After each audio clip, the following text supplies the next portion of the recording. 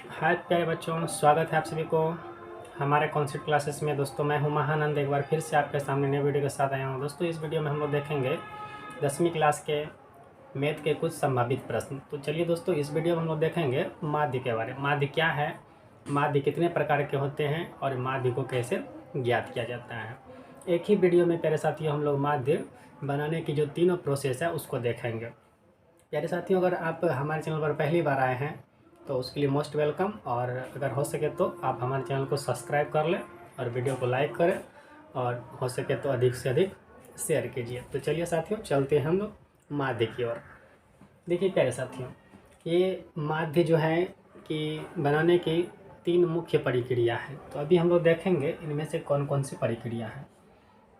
प्यारे साथियों, ये माध्य हो गया, इसको जो है बनाने की प्रक्रिया तीन है। तो देखते हैं प्यारे साथियों क्या क्या इसका नाम है। तो प्यारे साथियों, पहला जो नाम है वो है प्रत्यक्ष विधि। प्रत्यक्ष विधि पहला का नाम है प्रत्यक्ष माध्य विधि। प्रत्यक्ष माध्य विधि। दूसरा जो प्यारे साथियों इसका नाम है कल्पित माध्य विधि। कल्पित माध्य विधि। और प्यारे साथियों, तीसरा जो इसका पॉइंट है वह है पग विचलन। क्या है? पग विचलन। याद रखेंगे, कई बार प्यारे साथियों होता है क्या, एग्जाम में ऑब्जेक्टिव पूछ दिया जाता है माध्य विधि। तो प्यारे साथियों होता है क्या, एग्जाम में किस प्रकार से क्वेश्चन आ जाता है, कई बार प्रश्न दे दिया जाता है कि माध्य को बनाने की कुल कितनी विधि है। तो जैसे ऐसा क्वेश्चन मिलेगा तो आप वहाँ पे आंसर में जो ऑप्शन होगा वो तीन होगा, प्रत्यक्ष विधि और कल्पित माध्य और पग विचलन। तो प्यारे साथियों, प्रत्यक्ष जो है कई बार ऐसे भी क्वेश्चन दे देता है इनमें से कौन सा माध्य बनाने की एक विधि है। प्रत्यक्ष होगा तो उसमें टिक करना है, कल्पित होगा तो कल्पित में टिक करना है, पग विचलन होगा तो पग विचलन में टिक करना है। तो प्यारे साथियों, अब हम लोग क्या करेंगे, बारी बारी से सभी का जो फार्मूला होता है उसको देखेंगे।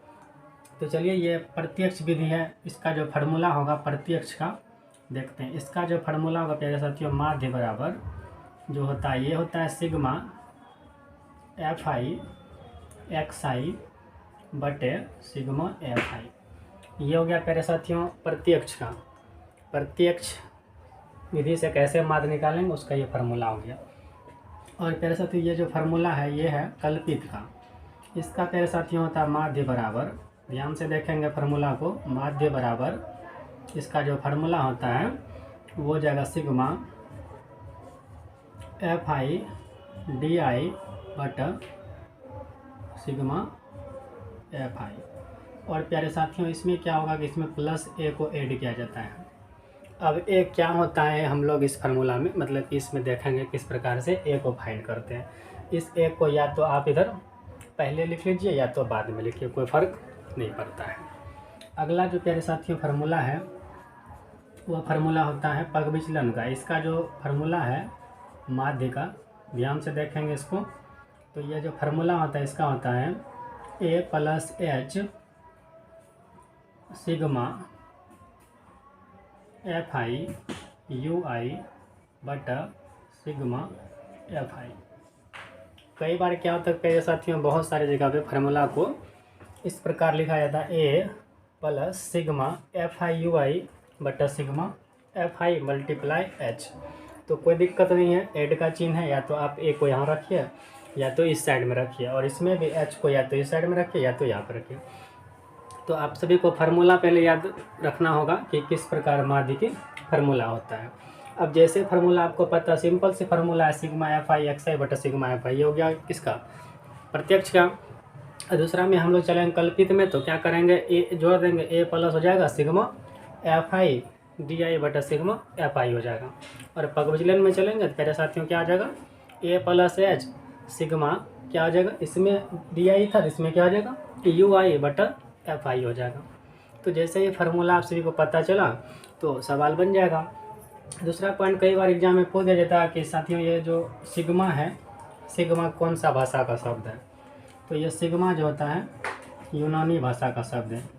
यूनानी भाषा का शब्द है। आप तो याद रखेंगे सिग्मा यूनानी भाषा का शब्द होता है और सिग्मा का जो अर्थ होता है प्यारे साथियों वो जोड़ होता है। क्या होता है? जोड़। सिग्मा का अर्थ क्या होता है?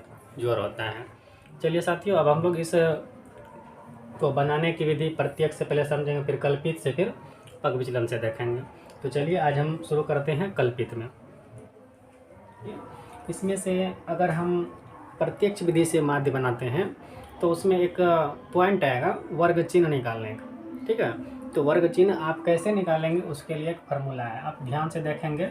वर्ग चिन्ह, क्या सूत्र है जी? वर्ग चिन्ह का। तो वर्ग चिन्ह का जो सूत्र होता है प्यारे साथियों वो होता है उच्च सीमा। क्या होता है? उच्च सीमा प्लस निम्न सीमा। उच्च सीमा प्लस निम्न सीमा बटा 2। उच्च सीमा प्लस निम्न सीमा बटा 2, ये हो गया वर्ग चिन्ह निकालने का सूत्र। और इसके अलावा भी फार्मूला प्यारे साथियों इसमें कुछ और भी फार्मूला होगा, जैसे कि इसमें आपका आ जाएगा डी आई निकालने का। तो डी आई कैसे निकालेंगे? तो डी आई निकालने के लिए एक्स आई घटा ए करेंगे। क्या करेंगे साथियों? डी आई का जो फार्मूला होगा एक्स आई घटा ए करेंगे। तो जब हम सवाल बताएंगे इस पर डी आई पर आधारित, तो हम बताएंगे एक्स आई किसे कहेंगे और ए किसे कहेंगे। अभी फ़िलहाल आपको याद रखना होगा कि डी आई बराबर जो सूत्र होता है वो एक्स आई माइनस ए होता है। इसके अलावा साथियों एक और सूत्र होता है थर्ड नंबर में, वो होता है यू आई। तो यू आई बराबर जो सूत्र होता है एक्स आई घटा ए डिवाइडेड एच। तो प्यारे साथियों यहाँ पे कुछ जो होता है कि पॉइंट हम लोग देख लेंगे, आखिर इसमें ए किसे कहेंगे और एक्स आई क्या होता है और एच क्या होता है, थोड़ा सा हम लोग इसको देख लेते हैं क्योंकि बेसिक कॉन्सेप्ट है। तो देखिए साथियों, इसमें क्या होता है कि जो ए होता है, ए किसे हम कहेंगे, तो आप सभी को याद रखना पड़ेगा कि जो बारंबारता सारणी होता है इसको फ्रीक्वेंसी कहते हैं। बारंबारता सारणी में जो सबसे अधिक बारंबारता होगा उस के साइड के जो क्या होता है वर्ग चिन्ह होता है, उसके संख्या को ही हम क्या कहेंगे? ए कहेंगे। इसके अलावा साथियों क्या होगा, आपका एच जो होगा क्लास इंटरवल, जिसको हम लोग वर्ग अंतराल बोलते हैं। वर्ग अंतराल में जो अंतर होती है संख्याओं के बीच, उसी को हम क्या बोलते हैं? एच बोलते हैं। तो एच क्या होगा? वर्ग अंतराल का अंतर। क्या होगा? वर्ग अंतराल के बीच का अंतर। बीच के अंतर, वर्ग अंतराल के बीच के अंतर को हम क्या कहेंगे? एच कहेंगे। और साथियों ये जो एक्स आई होता है ये बस एक्स आई कुछ नहीं, वर्ग चिन्ह है। एक्स आई क्या है? ये है वर्ग चिन्ह। वर्ग चिन्ह क्या है? वर्ग चिन्ह। ये आपको वर्ग चिन्ह में मिल जाएगा। अब इसमें पॉइंट होता है ए क्या होता है, जैसा कि मैंने बताया फ्रीक्वेंसी जो बारंबारता सारणी होता है उसमें जो सबसे अधिक बारंबारता जिस वर्ग की होती है उसी वर्ग के वर्ग चिन्ह की संख्या को क्या कहा जाता है? ए कहा जाता है। एच पता चल गया, वर्ग अंतराल के बीच का अंतर है। एक्स आई वर्ग चिन्ह है और ये तो फार्मूला से है यू आई और डी आई। चलिए अब चलते हैं हम लोग सवाल की ओर। पहला सवाल आपके सामने है, देखिए सवाल क्या है। प्रति घर माध्य पौधे की संख्या ज्ञात करें। मेरे साथी यहाँ लिखा गया माध्य निकालना, प्रति घर पौधे की संख्या का माध्य। तो इसी प्रकार से एग्जाम में आपको भी एक टेबल दिया रहेगा जिसमें कि पौधे की संख्या जो है इसको वर्ग अंतराल बोलते हैं, जैसे कि 0 से 2 दिया है, ये क्लास इंटरवल हो गया। 2 से 4, 4 से 6, 6 से 8, 8 से 10, 10 से 12 और 12 से 14। और घरों की संख्या जो प्यारे साथियों इसको फ्रीक्वेंसी कहा जाती है ना, बारंबारता कहा जाता है। ये 1 है, 2 है, 1 है, 5 है, 6 है, 2 है और 3 है। तो इसको माध्य बनाने के लिए दिया गया और ये नहीं लिखा है कि किस विधि का प्रयोग करना है, आप किसी भी विधि से बना सकते हैं। तो इसमें हम लोग देखेंगे प्रत्यक्ष विधि से माध्य कैसे बनाया जाता है।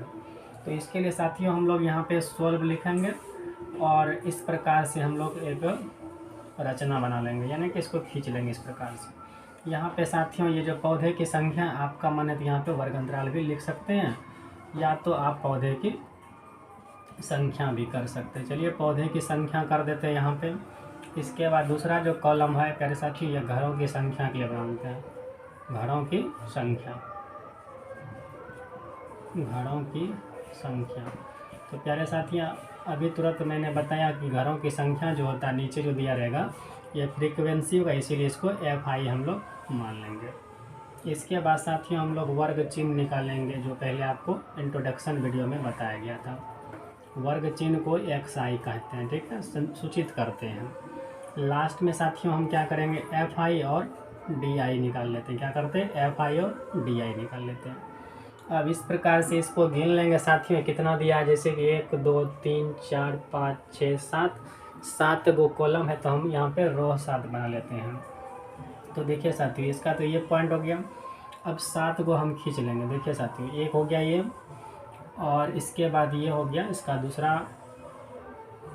और ये हो गया तीसरा, और ये हो गया चौथा, ये हो गया पाँचवा, ये हो गया छठा, और ये हो गया सप्तमा इसका पॉइंट।